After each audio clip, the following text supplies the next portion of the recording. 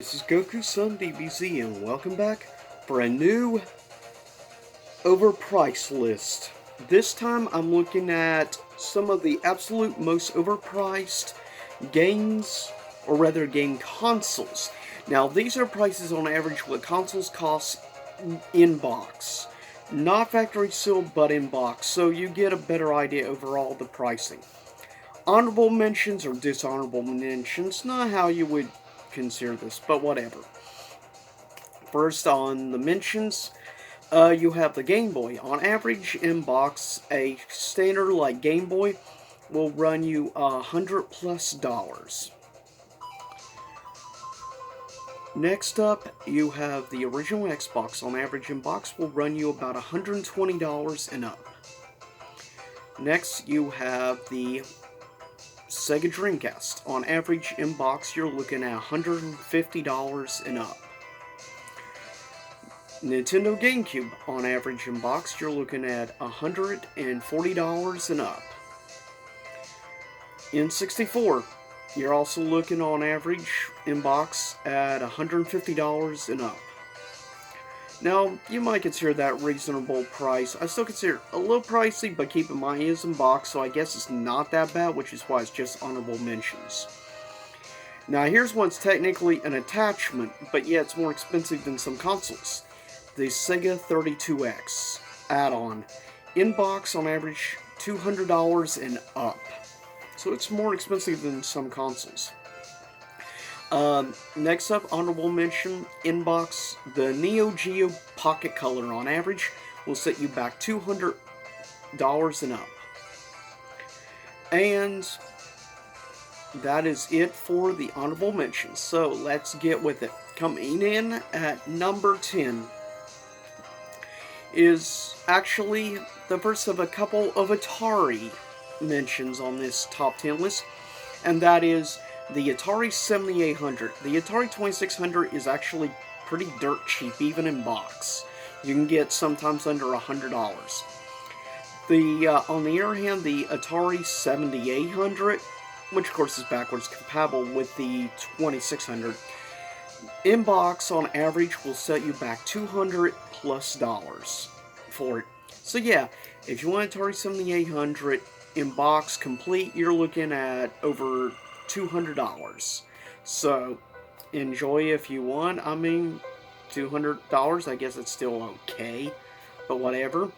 Coming in at number 9 on average is, of course, the Sega Saturn comes in at number 9. On average, in box, the Sega Saturn will set you back $250 and up. Yeah, the Sega Saturn in recent years has started going up. Without box, you can get a Sega Saturn for about $80 to $100 range, which is still up somewhat, but still pretty reasonable for the most part. But yeah, if you want in-box complete, you're looking at $250 and up. So enjoy. Coming in at number 8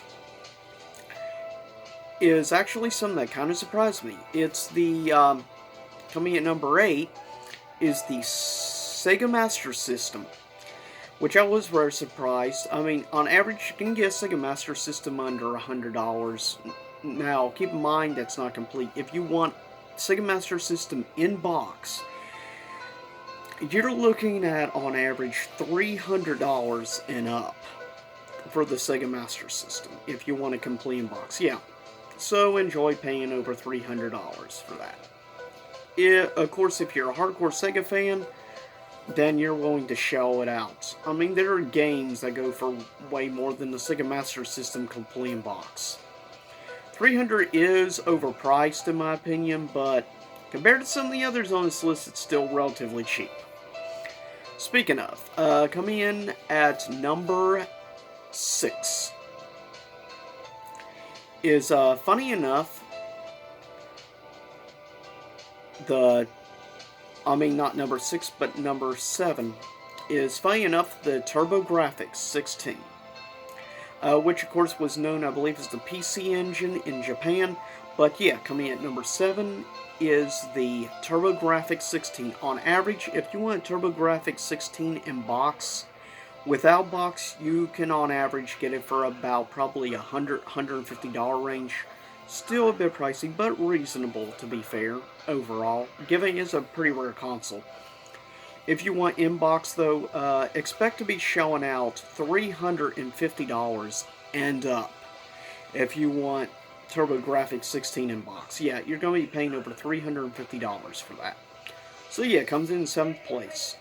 Coming in 6th place is a console I actually own, but of course I did not get in box. And that is coming in 6th is the Panasonic 3DO, which on average will set you back around, in box, $350 and up. So it's pretty much about the same price range as the TurboGrafx 16. But the difference is, when the TurboGrafx 16 came out, it was like under $300 or something, around that range. When the 3DO first came out brand new, it was like $700. So even in box complete, you're looking at half of what it cost when it came out new. But yeah, still, $350 and up is pretty pricey to say the least, even if complete. Next, coming in at number 5, is easily the most expensive handheld that I've seen price-wise. And that is a little Sega device called the Sega Nomad. Comes in at 5th place. If you want complete in box, a Sega Nomad, you're going to be shelling out $400 and up for the Sega Nomad, which is bonkers to think the Sega Nomad is the most expensive Sega device in box of anything. You would think the Sega Saturn or the Sega Master System or something be the most expensive. No, it's not. Though, to be fair, I did not look up the SG-1000. It may be the most expensive, but coming in 5th place is the Sega Nomad, given cost on average over $400. Coming in 4th place is another Atari device. The Atari Jaguar, the first 64-bit console, as they like to say. But I'm going to use a quick little joke from Yahtzee, and that is 64 people looked at it and said it looks a bit like a console, but what's up with the controller? It looks like a Sega Genesis controller got knocked up by a calculator. I thought that was a pretty funny line. But anyways, the Atari Jaguar comes in 4th place because on average, in box complete, the Jaguar will set you back $450 and up. And yeah, we're only in 4th place and we're already over $450 and up. Coming in 3rd place is something I consider more of an entertainment device rather than an actual game console, but whatever. Coming in 3rd place is the Philips CDI. On average, if you want complete in box, the complete package, the Philips CDI on average will set you back $500 and up.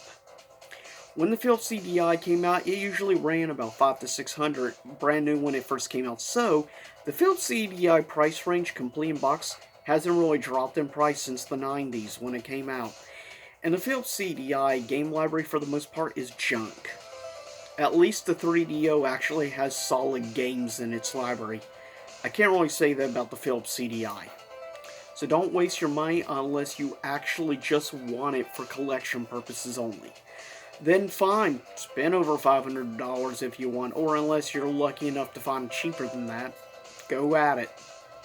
But yeah, coming in 3rd place. Coming in 2nd place, most expensive, is the only console with its own built-in screen. And that is the Vectrex, which was released in the late 80s. Very rare console. Is one of the smallest libraries of any game console ever released. On average, the game console only had something like 25 or 27 games total release. if you come across one of these, like with all the games, yeah, you're looking in the, like, at least several $1,000 range, if not higher. But how much will a Vectrex in box on average set you back? Because a Vectrex by itself without the box is going to set you back on average $300 to $400.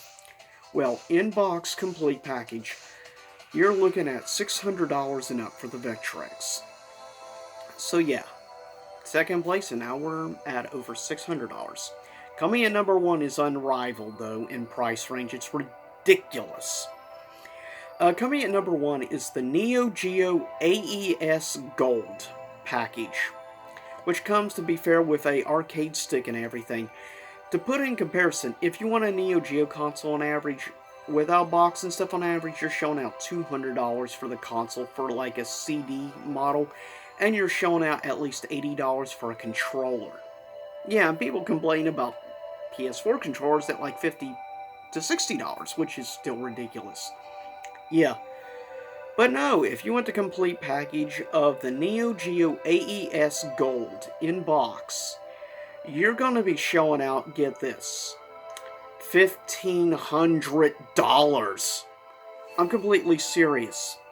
On average, in box, just the standard average price for this package deal in box will set you back $1,500 and up. You say, curious, how much is it of one of these package consoles brand new in box? Well, funny enough, I was actually able to find some. And I'm not surprised they haven't sold.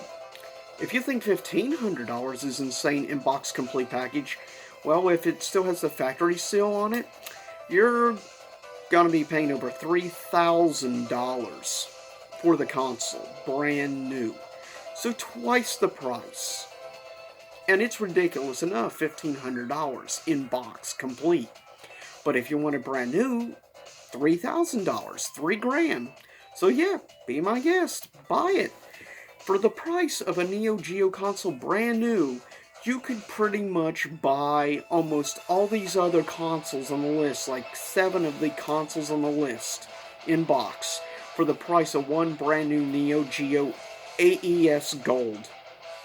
But with that said, this is the top 10 most overpriced game consoles of all time that I've at least looked up. And I looked up about 35 game consoles, handhelds and regular consoles alike.